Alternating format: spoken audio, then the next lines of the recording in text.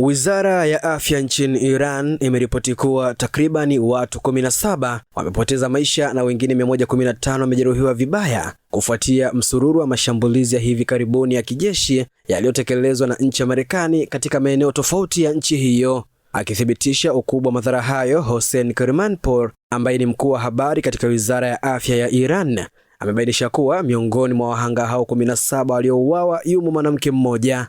Kermanpour alifafanua kuwa operesheni hiyo ya kijeshi ya Marekani ilikuwa kubwa na ililenga kwa makusudi miji 6 mbalimbali ya kimkakati nchini Iran, hali iliyosababisha taharuki kubwa na uharibifu wa miundombinu. Kuhusu hali ya majeruhi, taarifa rasmi kutoka vyanzo vya afya zinaeleza kuwa miongoni mwa watu hao 15 waliopata majeraha, baadhi yao tayari wameruhusiwa kuondoka hospitalini baada ya kupokea matibabu ya dharura na huduma ya kwanza kutoka kwa maafisa wa afya waliofanya kazi usiku na mchana kudhibiti hali hiyo.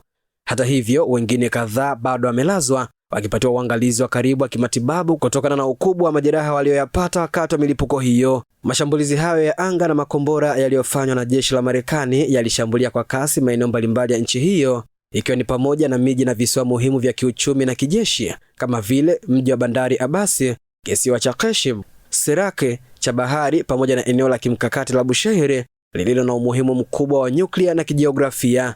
Uchambuzi wa kiintelijensia na ripoti za kiusalama zinaonyesha kuwa hatua hii kali ya kijeshi kutoka kwa Marekani ilikuja kama jibu la moja kwa moja na ilizuka mara baada ya tukio lingine lililohusisha meli 3 za kibiashara kushambuliwa katika mlango bahari wa Hormuz, ambao ni njia kuu na muhimu zaidi ya usafirishaji wa nishati ya mafuta duniani, na hivyo kuongeza mivutano ya kijiografia katika ukanda huo. Jina langu ni Hamza Saifu na hii ni Global TV.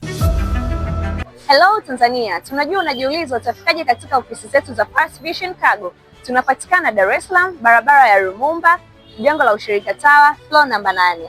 Ofisi zetu ziko wazi kuanzia saa 2 kamili asubuhi hadi saa 12 jioni, kuanzia Jumatatu hadi Ijumaa, lakini pia Jumamosi tuko wazi kuanzia saa 3 kamili asubuhi hadi saa 11 jioni.